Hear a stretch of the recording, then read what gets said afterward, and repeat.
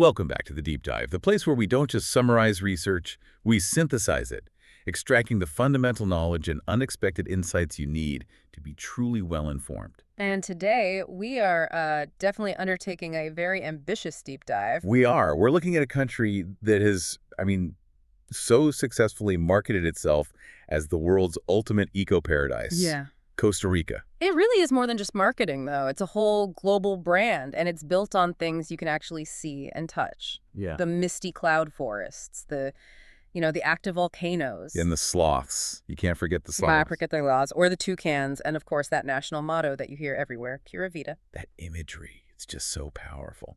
For anyone who loves nature or adventure, Costa Rica really does seem like the perfect escape. But, we've all seen the glossy brochures. Mm-hmm. So our mission today is to cut through all of that hype, using the sources our listeners shared to figure out the real cost, the real logistics, and the authentic experience. Right. Which brings us to the big deep dive question. Is this trip genuinely worth the massive expectations and, let's be honest, the pretty significant investment of time and money? Exactly. And the sources, they immediately highlight this friction. On one hand, you've got this raw, incredible natural beauty, a total lifeless experience. But on the other hand, You're quickly brought back down to earth by what one of the notes called the enthusiastic pricing. I love that phrase, enthusiastic pricing. It's so good. So you have the expense, the humidity, which is, it's no joke, and the real challenge of the infrastructure. Specifically the roads.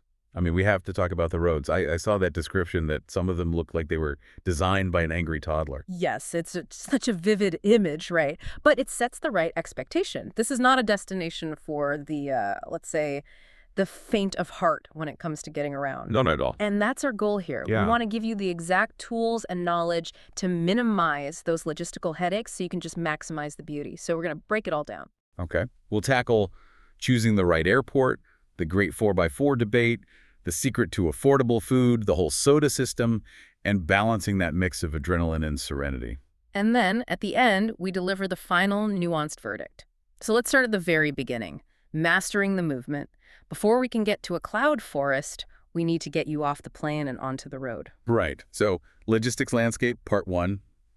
Choosing your gateway airport. This is more strategic than you might think. Costa Rica basically has two main international airports. Okay, so the first one is the one most people probably know, Juan Santa Maria, SJO, near the capital, San Jose. That's the one. It's the big historical hub. And really, you should only choose SJO if your first stop is somewhere in the Central Valley. Think La Fortuna or Monteverde. Or if you're heading over to the Caribbean side. Exactly. But, and this is a big but, there's a logistical downside. It's the capital's main airport, so it's busy. The immigration lines can be really long, and the second you get out, you're in heavy city traffic. Which is the last thing you want after a long flight. So what's the alternative? The alternative is LIR, the airport in Liberia. That's Daniel Oduber Quiros International Airport up in the Guanacaste region. And it's preferred for a very specific kind of trip. The Pacific Coast trip. 100%. If your plan is to hit the beaches, Tamarindo, Nosara, anywhere on the Nicoya Peninsula, you fly into LIR, it's newer, it's way smaller, and it's just less chaotic. You get through customs faster, and minutes later you're on a manageable road heading right for the coast. So the key takeaway here is, do not fly into San Jose if you're just going to immediately drive 5 hours to Tamarindo. Please don't. You'd be starting your vacation with this exhausting cross-country drive right off the bat. It's a rookie mistake. Choose your airport based on your first destination. Okay, that makes perfect sense. And speaking of stress, let's move on to the decision that seems to cause the most anxiety. The great Costa Rican car rental debate. Yes, the 4x4 question. The 4x4 or not to 4x4, it seems like it really dictates what kind of trip you can have. The sources all seem to argue that renting one, like a little Suzuki Jimny or something, gives you ultimate freedom. And it does. It means you set your own schedule. You can stop at that random roadside fruit stand or, find a waterfall that's not in the guidebook. You can get to the eco lodges that are way off the paved road. But is it really a necessity?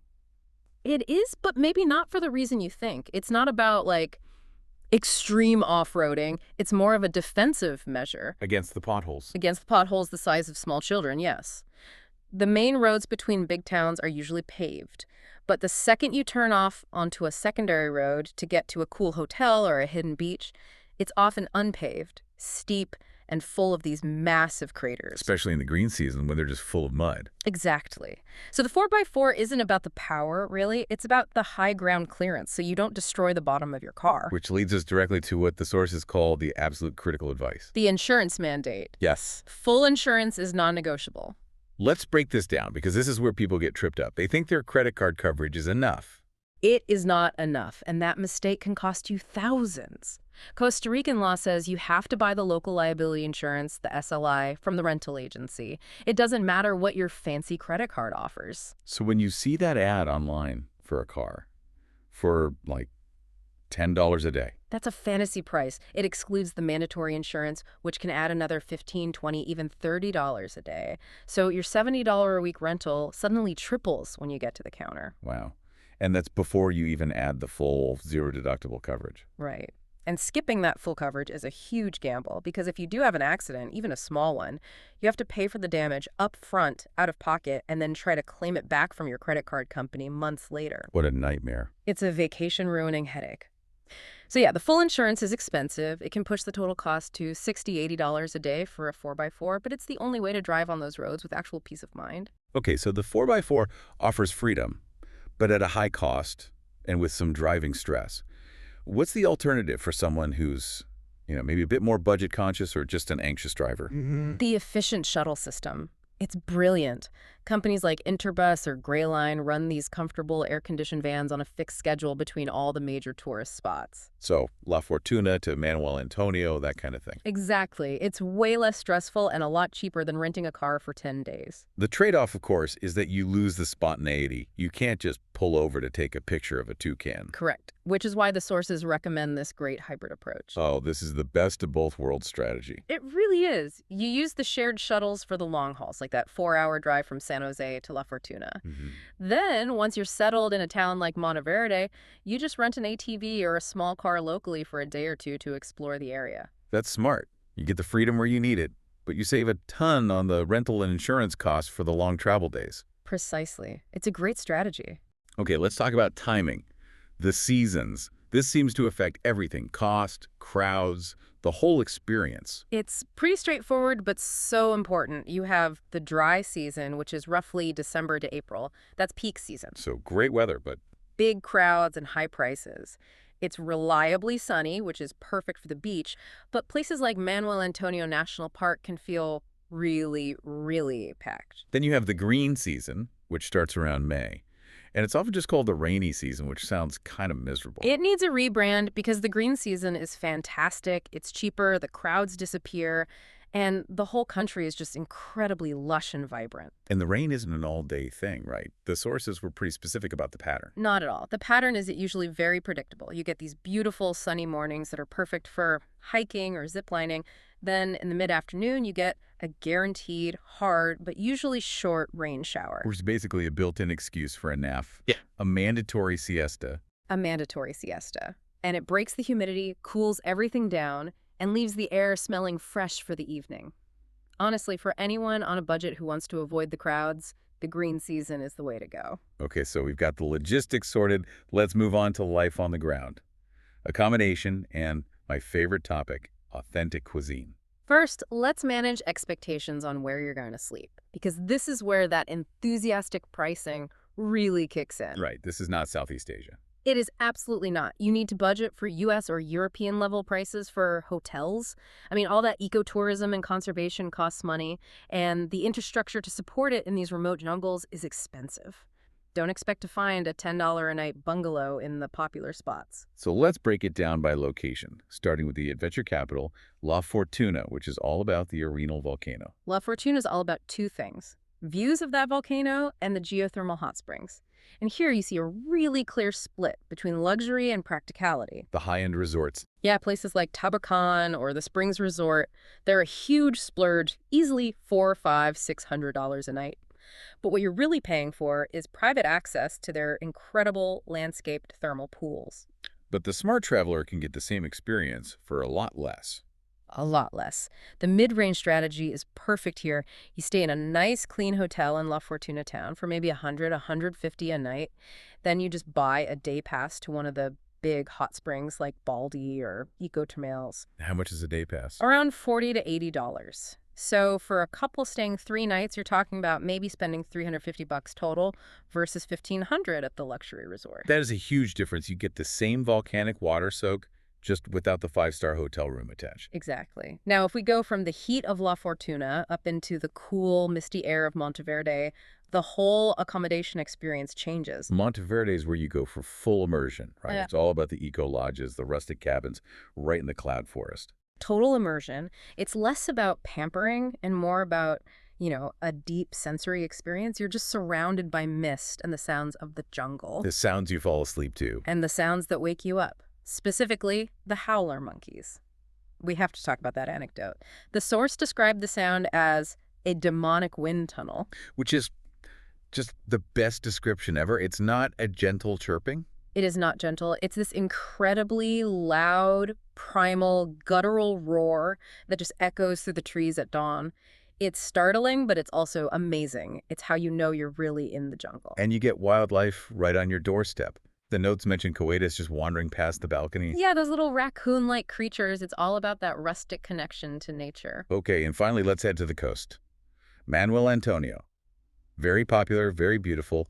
What's the strategy there? Manuel Antonio is gorgeous, but it's one of the most developed and expensive parts of the country. The best hotels are built into the cliffs, giving you those amazing rainforest and ocean views. Which sounds pricey. It is, which is why the sources really recommend looking at vacation rentals here. Villas, condos, that kind of thing. Especially if you're a family or a group, it's a huge cost saver. You get a kitchen, more space, just better value. Good tip. Okay, we know where to sleep. Now, how do we eat well without going broke? Let's get into the culinary landscape. Costa Rican food, it's not fancy, but it is so satisfying. It's all based on really fresh, simple ingredients. Starting with the national breakfast, gallo pinto. And it's not just rice and beans in a bowl. Oh, no, it's a whole thing. They stir-fry the rice and beans together with onions, peppers, cilantro. But the secret ingredient is salsa Lozano. Ah, yes, the magic sauce. It's the slightly sweet, tangy, savory sauce, kind of like a Costa Rican Worcestershire sauce. It gives the whole dish its unique flavor. It's simple, it's delicious, and it'll fuel you for a whole morning of hiking. That's breakfast sorted. But the real hero of the food scene, according to the sources, is lunch, the casado. The casado is the ultimate value meal. The name means married man because it's like the complete, balanced meal you'd get at home. So paint a picture of the plate for us. What's on it? It's perfection. You get a scoop of rice, a scoop of black beans, a simple little cabbage salad, some sweet fried plantains, and then your choice of protein grilled chicken, fish, beef, whatever. And what does something like that cost? At a good local spot, it should be like $7 to $10. And it's so filling, you probably won't even need a big dinner. It's incredibly efficient. And the way to find the best one is the soda secret. This is the #1 tip for eating in Costa Rica. A soda is a small family-run diner. It has nothing to do with pop. Right. These places serve locals, so the food is fresh, it's authentic, and it's priced for the local economy, not for tourists. So the rule is, if the menu is laminated and in 5 languages, you're in the wrong place. You're in the wrong place and you're about to overpay. You want the little place with the handwritten menu on a whiteboard, that's your soda. A meal there will be half the price of a tourist restaurant. Beyond the main meals, the sources just raved about the produce. The fruit is just on another level. The pineapples, the mangoes, everything is so sweet, which is why you have to drink the batidos. The fresh fruit juices. Yeah, blended with milk or water. They are essential for dealing with the heat. And I'll second the recommendation for the passion fruit batito with water. It's so tart and refreshing. And we can't talk about drinks without mentioning coffee. You cannot. Costa Rica grows some of the best coffee in the world. And going to a coffee plantation tour isn't just a tourist trip. It's actually fascinating to see the whole bean-to-cup process. It gives you a real appreciation for it. So the food takeaway is, eat at the sodas, eat the casado, drink the batidos, and drink the coffee. That's pretty much it. Simple, fresh, and delicious. Now, let's get to the main event, the activities. We have to look at this through the lens of 2 competing forces, adrenaline versus serenity. The country is basically one giant amusement park for outdoor lovers. Let's start with the high adrenaline stuff. You have to do the zipline, the canopy tour. It seems like it's non-negotiable. It really is, especially in a place like Monteverde. It's the best way to really understand the scale of the cloud forest. You're flying hundreds of feet over the canopy. The safety standards are also really high, which is reassuring. And then there's the Tarzan swing. Ah, yes, the optional test of nerve. It's basically a giant free fall before you swing out over a canyon. It will definitely get your heart racing. For sure. But what if you want that canopy view without feeling like you're about to have a heart attack? Then you do the hanging bridges. They're a brilliant, much slower alternative. You get to walk peacefully through the treetops. And it's amazing for spotting birds and monkeys. You actually have time to look around. Okay, from the air to the water, there's also world-class whitewater rafting. Yep, on the Pacuara or Sarpaqui rivers. Yeah. And of course, surfing on the Pacific coast. Places like Tamarindo and Santa Teresa are famous for a reason, and it's great for all levels. You can be a total beginner taking a lesson in Tamarindo or an expert catching big waves in Dominical. Okay, that covers the adrenaline rush. Now let's talk about what so many people really go for, serenity and the wildlife quest. And the number one animal on that quest is almost always the sloth. Of course. The cute, slow, smiling, furry blobs. Exactly. But here is the single most important warning from all the source material. Spotting them on your own is next to impossible. Which brings us to what you said is maybe the most critical piece of advice in this entire deep dive. It is. The guide is not optional. You must hire a local guide, especially in a place like Manuel Antonio National Park. If you don't, you will walk right past everything and be so frustrated. Okay, so explain the guide's superpower. What do they have that we don't? They have two things: superhuman eyes and very powerful telescopes. First, their eyes are trained for years to see things that are perfectly camouflaged. A sloth just looks like a lump of mud 100 feet up in a tree to us. They see it instantly. And the telescope is the game changer. It's a total game changer.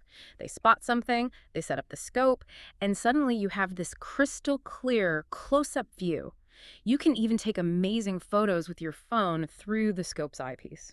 So a guide basically turns a potentially frustrating walk in the park into a guaranteed wildlife sighting. A guaranteed, high-quality wildlife sighting. And they're not just spotters, they're naturalists. They'll find you the poison dart frogs, the different kinds of monkeys, the rare birds. They tell you what you're looking at. It's an education. So it's worth every penny. Every single penny. And then, after a long day of hiking or looking for animals, the perfect way to unwind and find that serenity is to head back to the hot springs near La Fortuna. Right. Soaking in those volcanic waters, looking up at the volcano, it's the perfect end to an adventure day. It's the perfect counterpoint. It completes that cycle of adventure and relaxation that really defines the whole Costa Rica experience. All right, before we get to our final verdict, we have to run through the what to skip list. Some really actionable advice here to make sure you have a better trip. This is all about avoiding the common pitfalls. And number one, we have to say it again. Skip the temptation to skip full car insurance. Just don't do it. Don't even think about it. That $30 a day you think you're saving can turn into a $3,000 charge on your credit card and 2 days of your vacation wasted on paperwork because you hit one rock. It's just not worth the risk. Okay, what's number 2 on the skip list? Skip rushing. Do not try to see the whole country in 1 week. It's a classic first-timer mistake. People look at the map and think, oh, that's only 100 kilometers. Right. But that 100 kilometers between La Fortuna and Monteverde is a winding, bumpy 3 to 4 hour drive. If you're constantly racing the clock, you are completely missing the point of Pura Vida. Just pick 2, maybe 3 locations and actually enjoy them. That makes sense. Number 3. Skip high expectations for infrastructure. You have to relax and accept that, the power might go out. The Wi-Fi in your remote eco-lodge might be spotty. It's part of the charm, right? It's part of being in a country that values nature over having perfect cell service everywhere. Exactly. If you fight it, you'll just be stressed. If you absolutely need perfect 24/7 connectivity for work, this might not be the trip for you. Okay, and the last skip is an interesting one. Skip currency obsession. Yeah. We know it's expensive, but if you spend your whole trip converting every price back to your home currency and getting annoyed that a beer at a beach bar costs $7, you're just going to ruin your own good time. It's the gringo tax. It is, so just accept it, budget for it, and then let it go and enjoy the sunset. That's great advice. Which brings us to the heart of it all. We need to properly deconstruct the true vibe, the meaning of Pura Vida. Right. It literally means pure life. And you hear it for everything. Hello, goodbye, thank you, no worries. But it's so much deeper than just a catchphrase. It's a philosophy. And it's rooted in the country's history. This is the part I found absolutely fascinating. the historical decision that shaped the entire culture. It's incredible. The pride of the Costa Rican people, the Ticos, it really comes from this one pivotal choice they made back in 1949. After a short civil war, the president abolished the army. Just got rid of it entirely. Got rid of it. A truly radical decision for any country to make. And the result was that all the money that would have gone to military spending was redirected into two things: public education and healthcare. Which completely shaped modern Costa Rican society. Absolutely. You can see the results today. Costa Rica has one of the highest literacy rates in the world, a higher life expectancy than the U.S. It's a direct result of that choice. It fostered this gentle, peaceful, educated culture. So when you experience that famous friendliness and lack of aggression as a tourist, Yeah. you're literally feeling the effects of a political decision from over 70 years ago. You are. And that focus on peace and intellect allowed them to focus on the other pillar of their identity: conservation. They had the political will and the money to create one of the most extensive and well-protected national park systems on the planet. So conservation isn't just a marketing gimmick. It's who they are. It's a core part of their national identity. And that commitment is exactly why we, as visitors, get to have these incredible nature experiences. Understanding that history really elevates Pura Vida from a slogan to something much more profound. Okay, we've reached the moment of truth, the conclusion. After all this, is Costa Rica actually worth it? I'm going to go first. All right, I'm ready with the conditions. For me, it is a resounding 10 out of 10. An absolute yes. The sheer density of adventure and nature you can experience in one place is it's unparalleled. Where else can you wake up to a howler monkey, zipline over a cloud forest, hike a volcano, and soak in a hot spring all in the same day? It's a sensory overload in the best possible way. I'm not going to argue with that. It is a special place. It's unforgettable, as long as you go unprepared. Okay, I agree with almost all of that, but to be the balanced expert, I'm going to give it an 8.5 out of 10. And that score is completely dependent on three critical ifs. Okay, lay them out for us. The listener needs to hear these conditions. First, it is only worth it if you budget correctly and accept that you are paying U.S. or European prices. If you're looking for a cheap backpacking trip, this isn't it. You will be disappointed. Got it. What's the second if? It's only worth it if you plan your transportation carefully, get the 4x4 with the insurance, or use the shuttles, and critically, if you embrace the slow pace of travel. You have to accept the journey as part of the experience. Yes. And the third and most important if.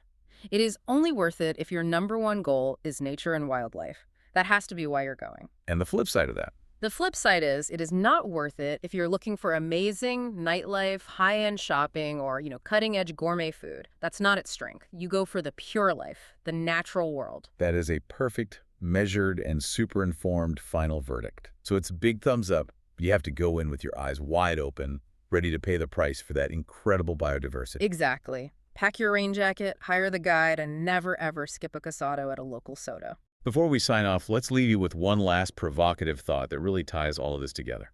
Ponder this for a moment. That decision in 1949 to get rid of the army and fund education and health instead, it directly, tangibly impacts the quality of your vacation today. The incredibly knowledgeable guides you hire, the protected parks you get to explore, that general feeling of safety and civility. It's all a direct consequence of a national choice to pick peace over power. The peace you're seeking there isn't an accident. It was a conscious choice. And that is the essential insight to take with you. That's all the time we have for this deep dive. A huge thank you for sharing the source material that let us unpack all of this. Until next time, travel safely. And join us next time as we shift gears completely, from the quiet of the rainforest to the chaos of a vibrant, ancient city. We're talking unbelievable street food and a sea of millions of scooters. We are heading to Hanoi, Vietnam. Until then, apply the knowledge you've gained. Pura Vida.